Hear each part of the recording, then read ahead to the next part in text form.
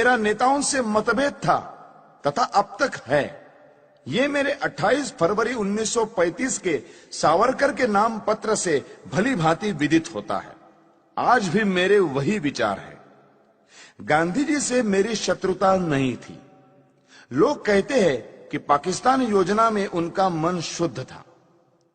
मैं ये बताना चाहता हूं कि मेरे मन में देश प्रेम के अतिरिक्त कुछ न था।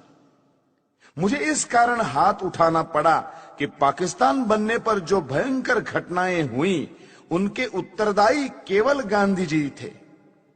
मुझे यह पता था कि हत्या के बाद लोगों के विचार मेरे विषय में बदल जाएंगे। समाज में मेरा जितना आदर है वो नष्ट हो जाएगा। मैं जानता था कि समाचार पत्र बुरी तरह मेरी निंदा करेंगे, किंतु मैं नहीं जानता था कि अखबार इतने पतित हो जाएंगे कि सत्य का गला घोंट देंगे। समाचार पत्रों ने कभी निष्पक्षता से नहीं लिखा। यदि वे देश के हित का अधिक ध्यान रखते और एक मनुष्य की व्यक्तिगत इच्छाओं को कम ध्यान देते तो देश के नेता पाकिस्तान स्वीकार न करते। समाचार पत्रों की ये नीति थी कि लीडरों की गलतियों को प्रकट न होने दिया जाए। देश का विभाजन इससे सरल हो गया।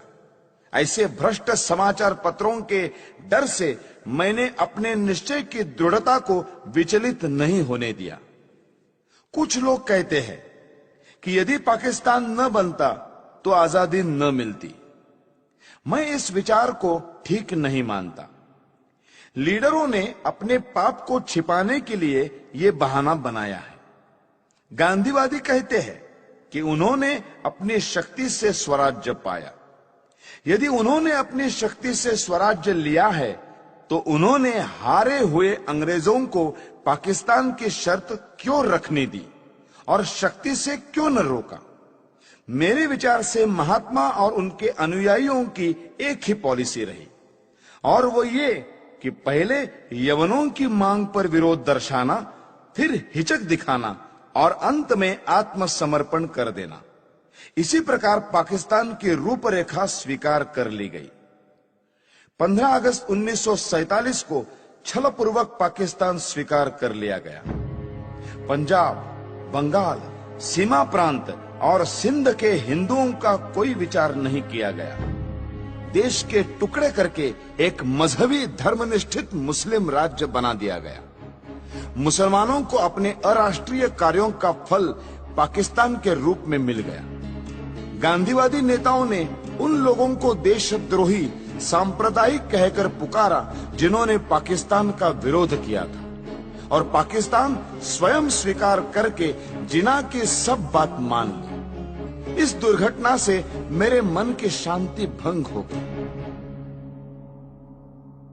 पाकिस्तान बनाने के बाद कांग्रेस सरकार पाकिस्तान के हिंदुओं की रक्षा करती तो मेरा क्रोध शांत हो जाता। मैं नहीं देख सकता था कि जनता को धोखा दिया जाए।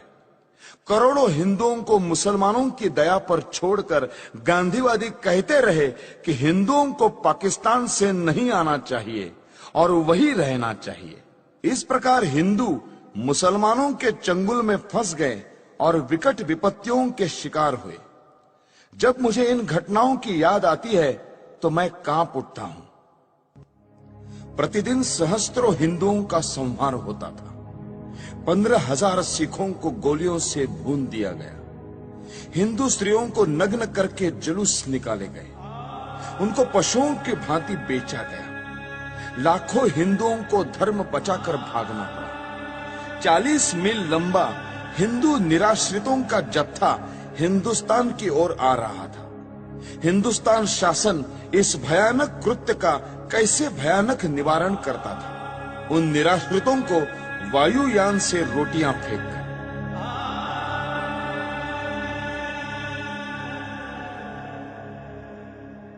भारत सरकार पाकिस्तान से अत्याचार रोकने के लिए अनुरोध करती या धमकी देती कि यदि पाकिस्तान में अत्याचार बंद नहीं हुआ तो भारत में भी मुसलमानों की बुरी दशा होगी, तो इतने अत्याचार न होते। भारत सरकार गांधी जी के इशारों पर चलती थी और उसकी नीति कुछ और ही थी।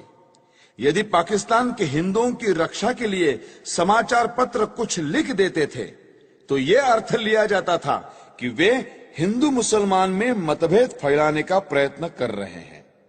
ऐसे कार्यों को अपराध माना जाने लगा और प्रेस इमरजेंसी एक्ट की धाराएं लागू करके एक के बाद एक दूसरी जमानत मांगी जाने लगी।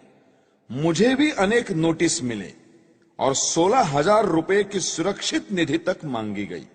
श्री मोरारजी देसाई के न्यायालय बयान के अनुसार ऐसी 900 घटनाएं हुई।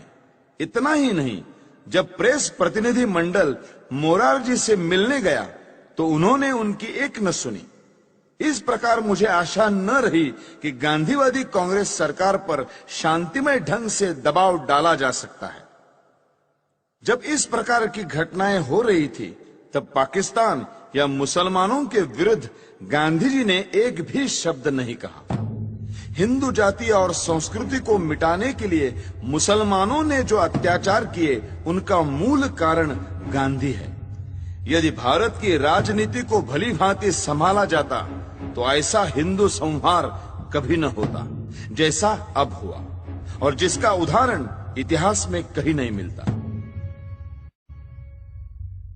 सबसे महत्वपूर्ण बात यह है कि मुसलमानों से संबंध रखने वाली समस्याओं में गांधी जी ने कभी जनता के विचारों की ओर ध्यान नहीं दिया।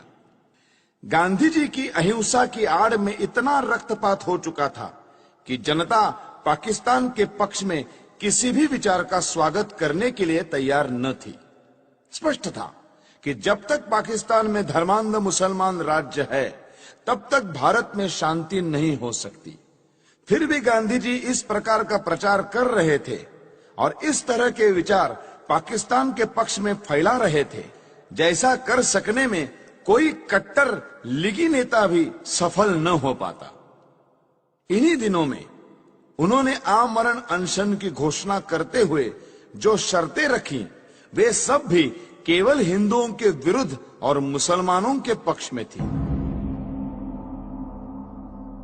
गांधी जी के अनशन की जो शर्तें थी उनमें पहली ये थी कि दिल्ली की मस्जिदों में रह रहे हिंदू शरणार्थियों को बाहर निकाला जाए और मस्जिदें मुसलमानों को सौंप दी जाए। गांधी जी ने अपनी शर्त सरकार और अन्य नेताओं को अनशन की धमकी देकर स्वीकार कराई।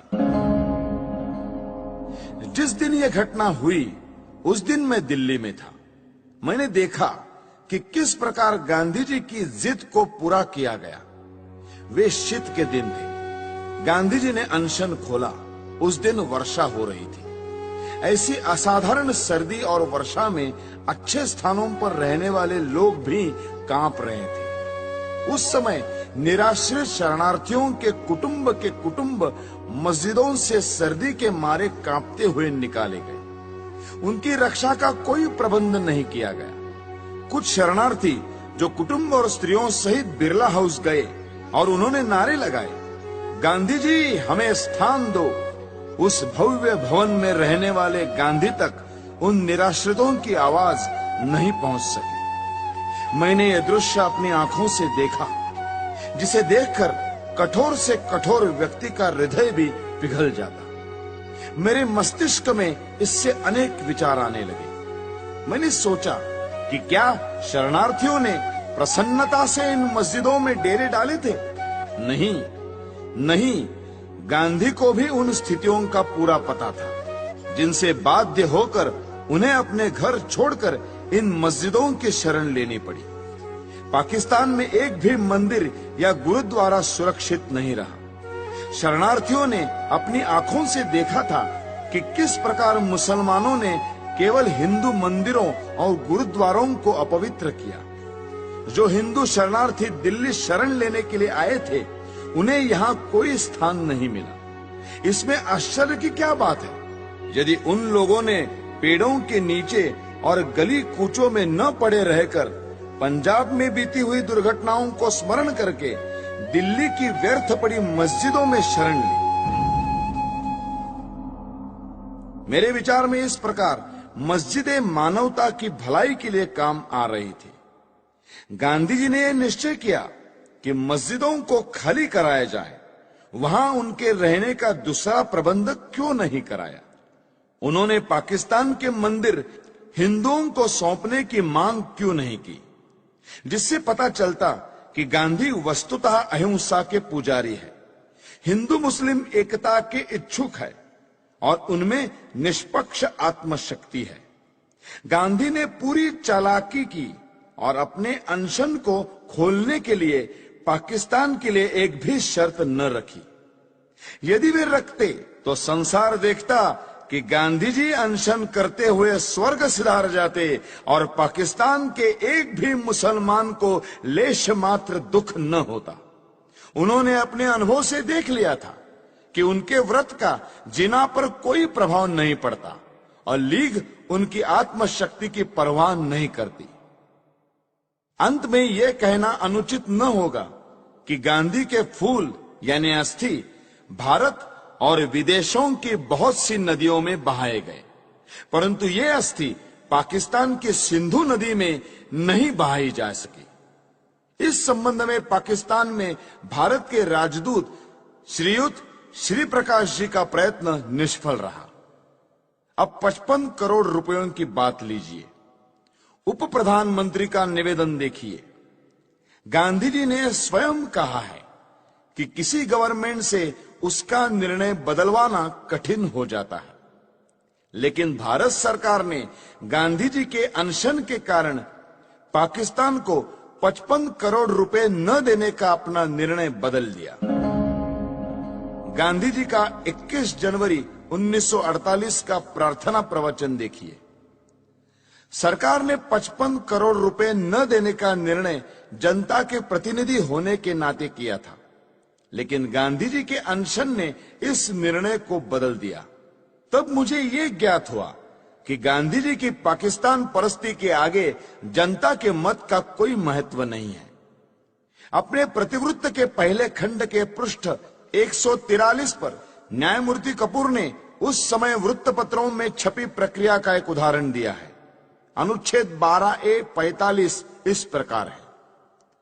बंबई के साप्ताहिक नेशनल गार्डियन ने अपने 17 जनवरी 1947 के अंक में नेहरू शासन से हिंदुस्तान की घोर वंचना, पाकिस्तान धौंस से जो पा न सका वो गांधी जी के हट्टाग्रह से पा सका, इस शीर्षक के नीचे दिया था, अपने राष्ट्रीय जनों का जिससे नरसंहार होगा वो पैसे देने का कृत्य हम नहीं करेंगे।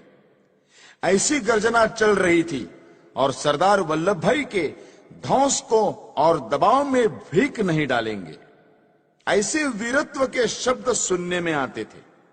इतने में ही गांधी ने अनशन करके पाकिस्तान को करोड़ों रुपए देने को नेहरू शासन को बाध्य किया। 55 करोड़ प्रदान की स्वीकृति से लोग कैसे प्रक्षुब्ध थे, इसका ये उदाहरण है। मुसलमानों ने स्वतंत्रता आंदोलन का विरोध किया, इसीलिए पाकिस्तान बना। जिन्होंने पाकिस्तान का पक्ष लिया उनको पांचवें स्तंभी कहा गया है, उनकी निंदा की गई है। परंतु मेरी दृष्टि में गांधी जी ने पाकिस्तान का पक्ष सबसे अधिक लिया और कोई शक्ति उनको रोक नहीं सकी। इस स्थिति में हिंदुओं को मुसलमानों के अत्याचारों से बचाने का एक ही उपाय था कि गांधी का अंत कर दिया जाए। गांधी जी राष्ट्रपिता के नाम से पुकारे जाते हैं, जो अत्यंत सम्मान का पद है, पर वे पिता का कर्तव्य पालन करने में असफल रहे। उन्होंने तो बड़ी निर्दयता से राष्ट्र के 2 टुकड़े कर दिए।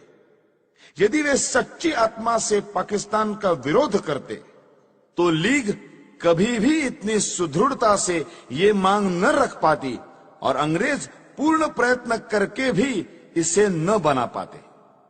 देश की जनता पाकिस्तान बनाने की घोर विरोधी थी, पर गांधी जी ने जनता को धोखा दिया और मुसलमानों के पाकिस्तान का पिता सिद्ध किया है। इसलिए मैंने भारत माता का एक पुत्र होने के नाते अपना कर्तव्य समझा कि ऐसे व्यक्ति का अंत कर दिया जाए, जिसको कहा तो जा रहा है राष्ट्रपिता, किंतु जिसने मातृभूमि का विभाजन करने में सर्वाधिक हाथ बटाया है। हैदराबाद की समस्या का भी यही इतिहास है। निजाम के मंत्रियों एवं रजाकारों ने जो अत्याचार हिंदुओं पर किए, उनका वर्णन करने की आवश्यकता नहीं है। वहां के प्रधानमंत्री लायक अली जनवरी 1948 के अंतिम सप्ताह में गांधी जी से मिले थे। शीघ्र ही पता लग गया कि गांधी जी का व्यवहार इस विषय में भी विचित्र है। जिस प्रकार उन्होंने सुहरावर्दी को अपनाया था, उसी प्रकार कासिम रिजवी को भी दत्तक पुत्र समझकर व्यवहार करेंगे, ये बिल्कुल स्पष्ट था। जब तक गांधी जी जीवित थे, तब तक सरकार हैदराबाद के विरुद्ध कुछ न कर सकी, यद्यपि वो पूर्ण अधिकार और शक्ति संपन्न थी। यदि गांधी जी के जीवन में ही भारत सरकार हैदराबाद में सेना या पुलिस की कोई कार्रवाई करने का निश्चय करती, तो गांधी जी हिंदू मुस्लिम एकता के नाम पर सरकार को अपने निश्चय बदलने पर बाध्य कर देते। जिस प्रकार 55 करोड़ रुपया पाकिस्तान को न देने का निर्णय वापस लेना पड़ा था। जब गांधी जी अनशन ठान लेते, तो उनको बचाने के लिए सरकार को उनकी इच्छानुसार चलना पड़ता।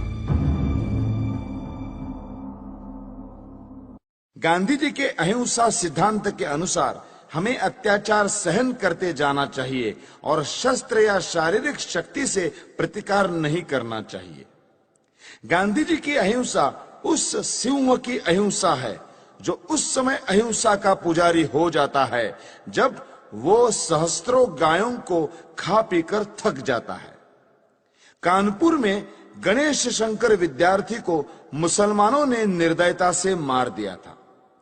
गांधी जी उनका उदाहरण देकर कहते थे कि इस प्रकार अहिंसा पर चलकर अपना बलिदान कर देना चाहिए। मेरा विश्वास है ये अहिंसा यानी नपुंसकत्व देश को नष्ट कर देगी और पाकिस्तान भारत पर आधिपत्य जमा लेगा। मुझे स्पष्ट दिखाई देता था कि यदि मैं गांधी जी का वध करूंगा तो मैं जड़ मूल से नष्ट कर दिया जाऊंगा। लोग मुझसे घृणा करेंगे। मेरा सम्मान जो मुझे प्राणों से अधिक प्रिय है नष्ट हो जाएगा।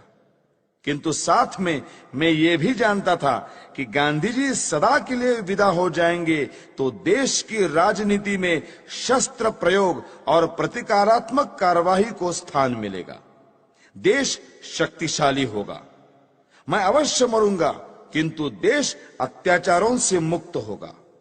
सब मुझे मूर्ख कहेंगे, पर देश ऐसे मार्ग पर चलेगा जो उचित होगा। यही सोचकर मैंने गांधी जी का अंत करने की ठानी।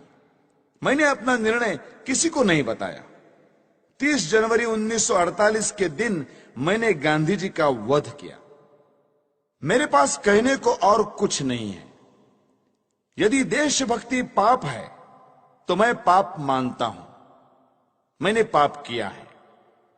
यदि प्रशंसनीय है तो मैं अपने आप को उस प्रशंसा का अधिकारी समझता हूं।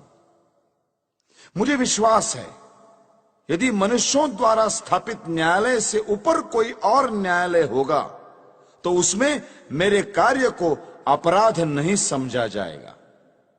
मैंने देश और जाति की भलाई के लिए यह काम किया है।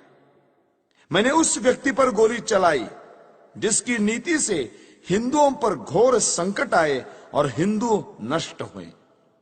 वास्तव में मेरे जीवन का उसी समय अंत हो गया था जब गांधी जी पर गोली चलाई थी। उसके पश्चात मैं अनासक्त जीवन बिता रहा हूं। मेरे लिए संतोष का विषय है कि मुझे कोई पश्चाताप नहीं है। हैदराबाद की समस्या में अकारण देर हो रही थी। सरकार ने गांधी जी के मृत्यु के बाद शस्त्र शक्ति से इस समस्या को ठीक रूप से सुलझा दिया है। भारत की आधुनिक राजनीति और सरकार अभी तक तो ठीक प्रकार से चलती हुई जान पड़ रही है। गृह मंत्री ने कहा है कि देश के पास प्रचुर युद्ध सामग्री होनी चाहिए। ऐसा विचार प्रकट करते हुए उन्होंने ये नहीं कहा कि वे गांधी जी के सिद्धांतों पर चलकर ये सब कुछ करेंगे। यदि वे ऐसा कहें तो केवल अपने मन के संतोष के लिए कहेंगे। ये याद रखना चाहिए कि यदि आधुनिक शस्त्रों का प्रयोग करके ये कहा जाए कि गांधी जी के अहिंसा सिद्धांत पर चला जा रहा है, तो हिटलर, मुसोलिनी, चर्चिल या रूजवेल्ट के देश रक्षा के ढंग और गांधी जी के अहिंसा सिद्धांत में कोई भेद नहीं रह जाएगा। मैं ये मानने को तैयार हूं कि गांधी जी ने देश के लिए बहुत कष्ट उठाए। उन्होंने जनता में जागृति पैदा की। उन्होंने स्वार्थवश कुछ नहीं किया, परंतु दुख यह है कि वे इतने ईमानदार नहीं थे कि अहिंसा की हार को स्वीकार कर लेते। मैंने दूसरे भारतीय देशभक्तों और नेताओं के भी चरित्र पढ़े हैं जिन्होंने गांधी जी से अधिक बलिदान किए हैं। कुछ भी हो, गांधी जी ने देश की जो सेवा की है उसके लिए मैं उनका आदर करता हूं। उन पर गोली चलाने के पूर्व मैं उनके सम्मान में इसीलिए नतमस्तक हुआ था, किंतु जनता को धोखा देकर पूज्य मातृभूमि के विभाजन का अधिकार किसी बड़े से बड़े महात्मा को नहीं है। गांधी जी ने देश को छल कर देश के टुकड़े किए, क्योंकि ऐसा न्यायालय या कानून नहीं था जिसके आधार पर ऐसे अपराधी को दंड दिया जा सकता। इसीलिए मैंने गांधी को गोली मारी। उनको दंड देने का केवल यही एक तरीका रह गया था। यदि मैं यह न करता तो मेरे लिए अच्छा ही होता, परंतु स्थिति बहुत खराब हो गई थी और मेरे हृदय में इतना अधिक क्षोभ था कि मैंने सोचा कि गांधी जी को स्वाभाविक मृत्यु से नहीं मरने देना चाहिए।